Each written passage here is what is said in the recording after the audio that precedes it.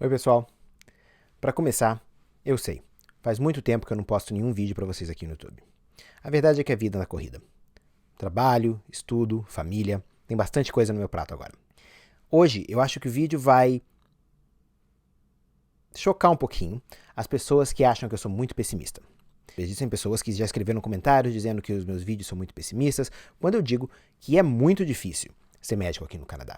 Que você vai precisar de cartas de recomendação, você vai precisar de uma experiência no Canadá, que vai precisar de que alguém te conheça, que a concorrência é grande. Tudo isso é verdade. Eu não acho que isso é ser pessimista, eu acho que isso é a realidade. O que não é verdade é o que eu ouço algumas pessoas falando, que é impossível um médico do Brasil conseguir ser médico aqui no Canadá. Gente, é difícil, mas não é impossível. Não é impossível porque eu conheço vários médicos brasileiros que estão aqui no Canadá, fazendo medicina de família, fazendo medicina intensiva, fazendo anestesia. E eu conheço médicos de mais outros muitos países no mundo que estão aqui no Canadá.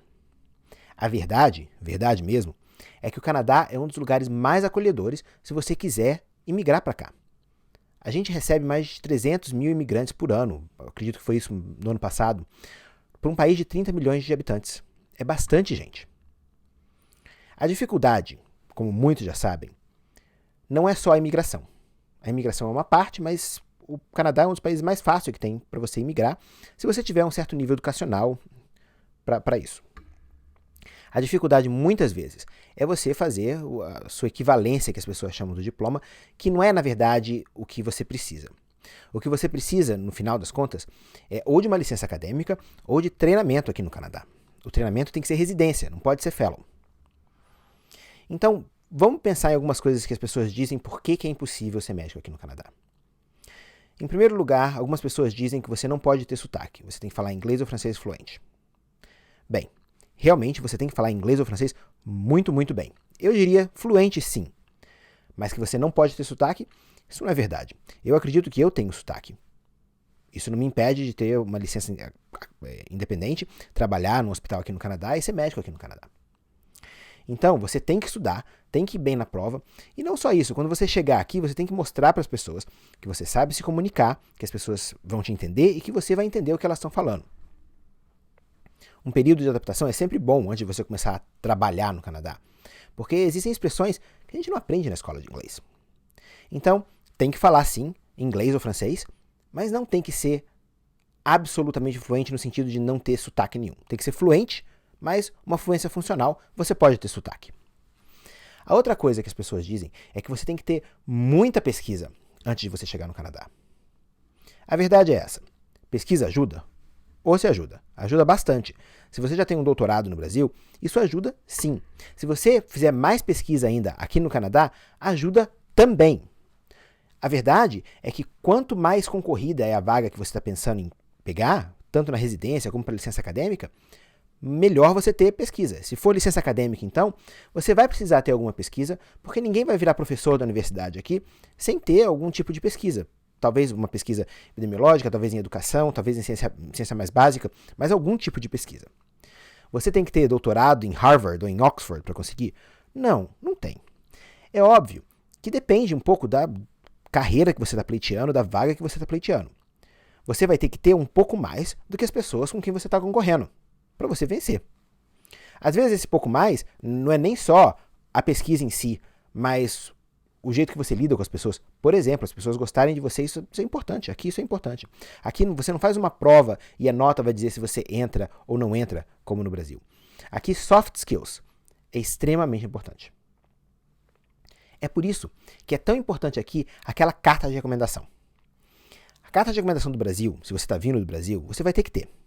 Mas a carta de recomendação aqui do Canadá é muito importante. Porque brasileiro não sabe escrever carta de recomendação direito. E dois, porque eles querem que você tenha uma experiência aqui e que essa experiência seja revista por alguém daqui. Então, eu sempre recomendo que você tenha uma carta de recomendação canadense. Se você não tem uma carta de recomendação canadense, que você faça algum tipo de trabalho aqui, de observership aqui, para ter essa carta de recomendação. Porque você vai estar competindo com pessoas que vão ter essa carta de recomendação. Para muita gente, especialmente para quem já tem uma especialidade no Brasil, a melhor maneira de ter uma recomendação forte é ser um fellow primeiro e fazer isso durante 1 ou 2 anos e depois você consegue essa recomendação. Se você for um bom fellow, é claro. Se as pessoas não gostarem de você, talvez elas não te deem uma recomendação ou não deem uma boa recomendação. A recomendação tem que ser excelente. Então, essa ideia de que você não vai conseguir de maneira alguma, que você pode esquecer, que eles estão querendo você só para trabalho barato e que depois você vai embora, ela não é verdade.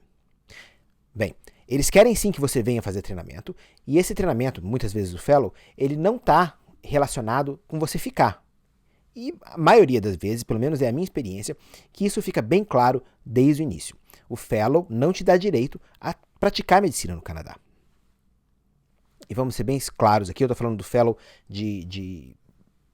das carreiras que são licenciadas pelo Royal College of Physicians and Surgeons of Canada. Fellow para medicina de família é um pouco diferente. Você geralmente já tem que ter a licença aqui no Canadá para poder fazer fellow de medicina de família. Eu estou falando do fellow internacional, feito para médicos internacionais, virem aqui, ter uma experiência canadense e aprender alguma coisa específica. Tem gente do mundo inteiro que vem fazer esses fellows aqui e muita gente volta para casa, a maioria volta para casa. Algumas pessoas querem ficar e para elas ficarem, de novo, o caminho geralmente é ou você tem uma licença acadêmica ou você tem que fazer residência e pegar uma licença independente. Então, a verdade é, não é impossível conseguir ser médico aqui.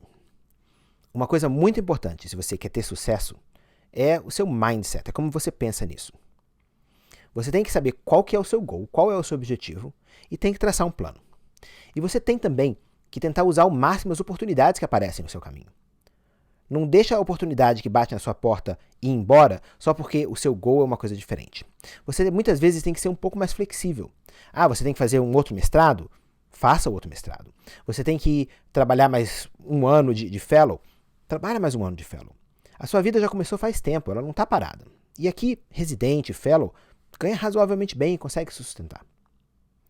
Então, eu acho que essa mensagem é um pouco mais otimista, talvez, para as pessoas que acham que eu sou muito pessimista. Ser médico no Brasil e vir para o Canadá, eu queria dizer ser médico no Canadá, para quem é brasileiro, para quem fez medicina no Brasil, não é impossível.